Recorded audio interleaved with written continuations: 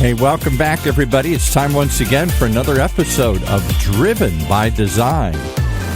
The one show, maybe the only show that shows you how the world's changing, one conversation at a time, with our man who's changing the world. He's in the future right now while we're still living in the past. It's Bryan Thompson.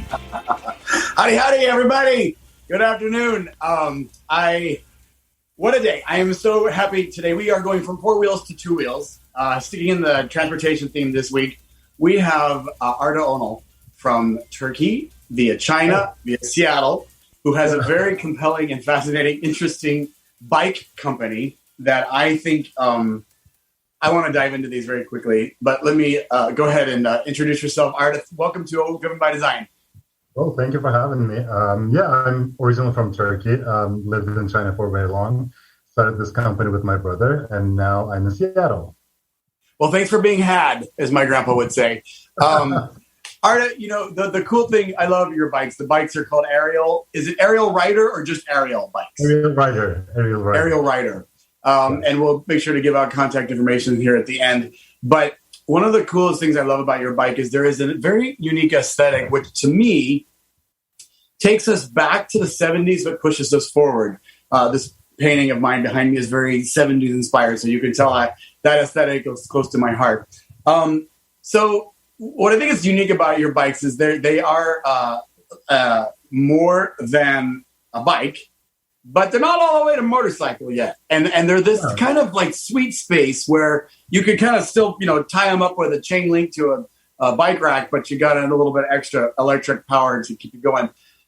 Tell us about what was your inspiration for starting Ariel Rider? So by education, I have engineering degree on electrical and electronics engineer, and my brother is an industrial engineer. We were living in China, and we saw all these people using electric scooters. And we said, well, this is a great idea, because everyone was using it for commuting. But the problem with this scooter is it's not helping with your health at all. So our goal has always been getting people to move a little bit more, especially, older generation, perhaps like who doesn't go out that often, to like at least cycle a little bit. Getting out and moving a little bit is very important. And we lost our dad to a heart attack, and he was overweight as well. So that has been the mission behind. Sorry, pause right there. Who had a heart attack? My dad. Oh, your dad did. I'm sorry to hear that. Okay. And so, okay. Yeah, he passed away from a heart attack, and he was not like working out ever at all. So that has been the mission behind the company. Like we always wanted to get people out and get them moving. So with an electric bike, we have like people who are intimidated to get on a bike. Now they can get on the bikes and they can still cycle, but they don't have to exert themselves too much. The whole goal is to get people moving. I love that. Get people moving. And what's kind of really cool about the bikes that you've created, especially the Grizzly, that's my personal favorite. It has this aesthetic that makes you want to do stuff. I remember being a kid, in the 70s when the little teeny Hondas, we would toss around the property and ride around. And it has a bit of that feeling that, you can just jump on and go anywhere. I think that's a huge trend happening right now. You see a lot of these shared ride scooters and stuff, but they sort of litter the sidewalk with these things. This is something that you own, correct? Yeah, this is something that you own. Like I'm not very, I don't support those ride-share scooters and bikes, to be honest, because the whole idea behind an electric bike is being environmentally friendly. Whereas with these shared ones, you're actually trashing these on the street, like no one is using it. And the lifespan is very short. These batteries are, they're actually not very environmentally friendly, the batteries are. So the whole business model is not what I'm standing for. You're doing something that you have a pride of ownership in. You clearly have put a lot of thought into the design of the bikes, and that's one of the things I love about them. And I definitely encourage everybody to take a look at the Ariel bikes. It's arielrider.com. I'm going to say it now, and we'll repeat it later. But so one of the things I love about this show is featuring people who have done something else, taken a risk, and then done something that is now their life. And what I love that you spent time in China. you saw these, billions of bikes everywhere, and you wanted to create something new. And, it moved me when you mentioned your father, but I think that you took something sad and you were inspired by it. Talk to me a bit more about that.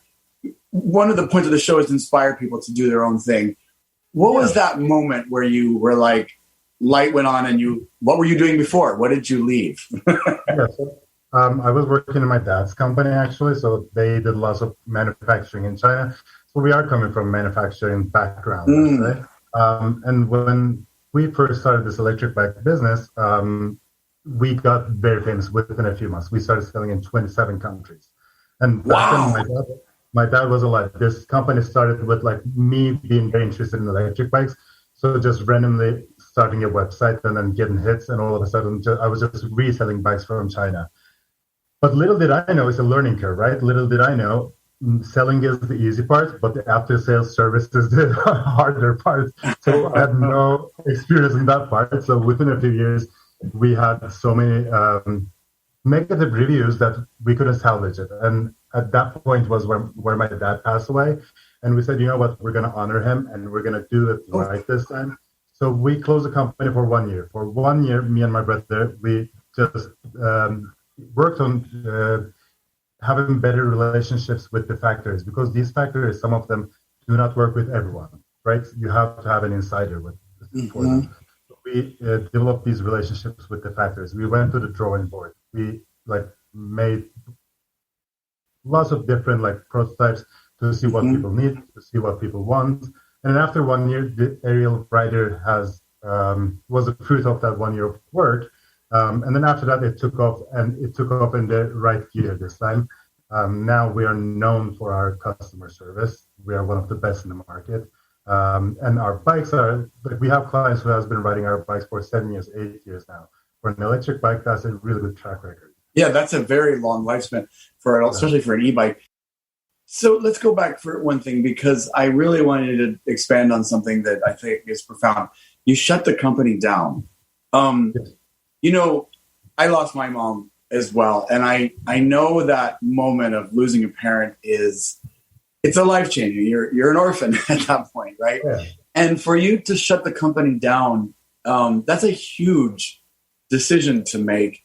Talk to me about, did you interact with the people building the bikes? I understand that you developed the bikes that you sell now during that time, but the reason I'm asking, let me phrase it this way. The reason I'm asking this question is a lot of people get paralyzed by momentum.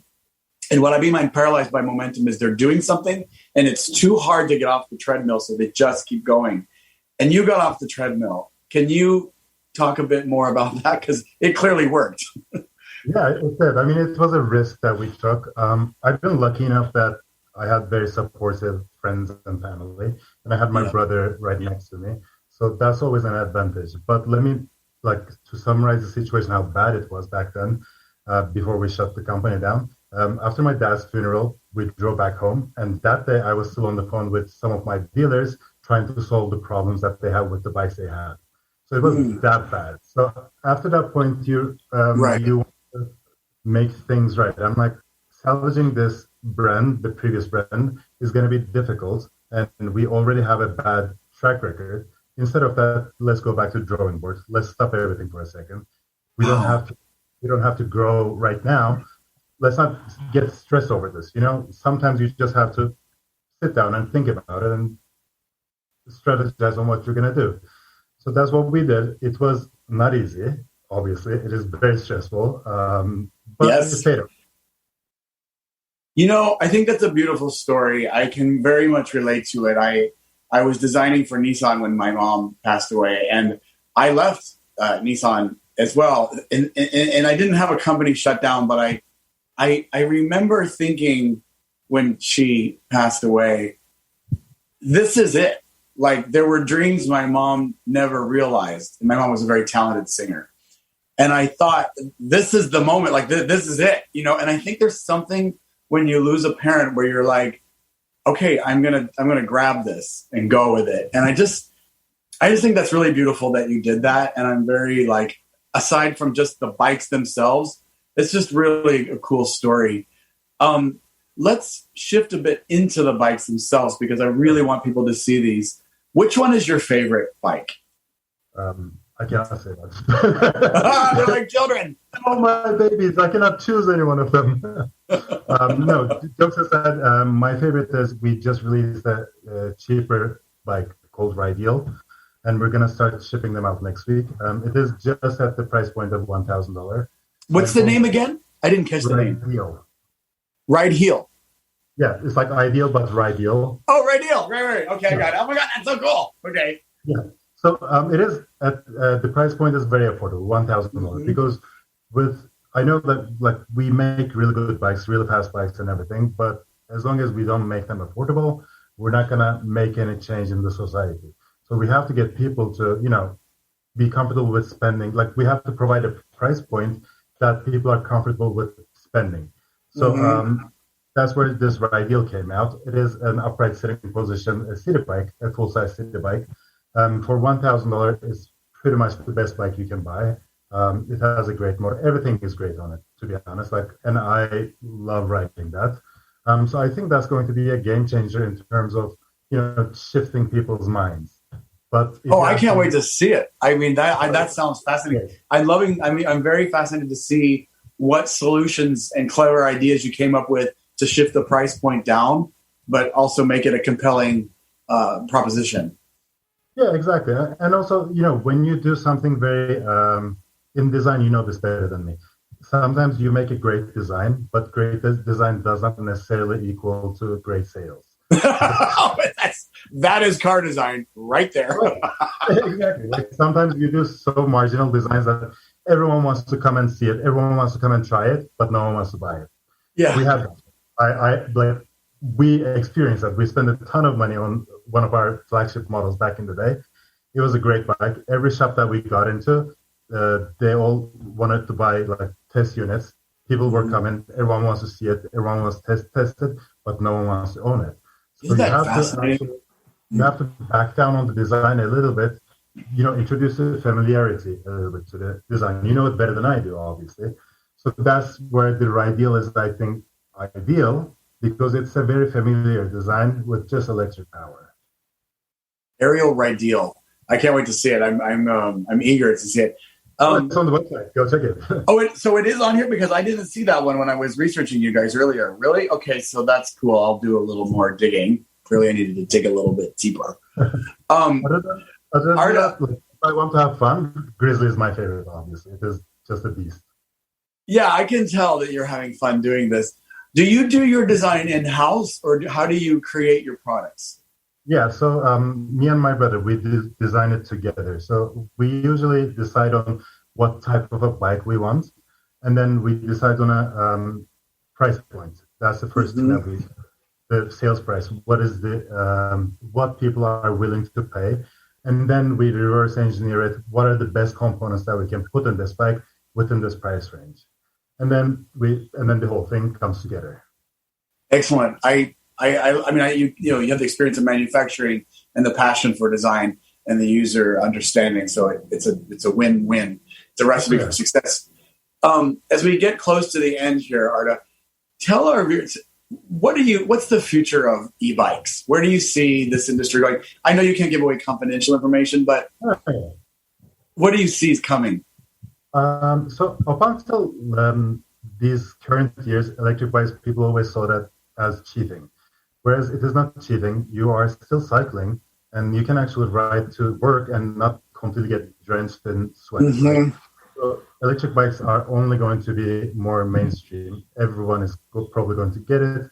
I think that it is going to replace bicycles, and it's going to replace short commutes, because after especially COVID, people do not want to take public transportation that much if the commute is short. So that's where actually our industry has boomed with COVID, because people didn't want to get on buses or take Uber or whatever. So our industry. I'm sold. I like e-bikes because for those of us who have calves that are too big for pant legs, I don't want them to grow anymore. So I want an e-bike so that I don't have everything else can grow, but those I already can't get any hair on my legs because it's rubbing on the pants. So E-bikes are for me. That's where I see my next bike being. Arda, how do people get a hold of you? I know, if you want to go to Ariel Rider, ARIEL Rider.com, you can see the company. But if people want to reach out to you, is there a way they can get a hold of you personally and hear more about your story? Yeah, so we have on Facebook, we have an Ariel Rider owners group. They can join there. I'm very active there. There are a few thousand people there. People can ask me questions directly. I check it on a daily basis. I try to answer every question that people have. So if you just go on Facebook, search Ariel Rider owners group, join there, and if you have any questions, just shoot a message from there, and I'll definitely respond within a day or two. What a compelling and fascinating and cool story. I really appreciate you taking the time to tell us about it. Thank you so much for being on the show. I'm certainly going to join the group. I'm still kind of partial to the Grizzly, but I like them all. So thank you, Arda. Thank you for having me. Thank you.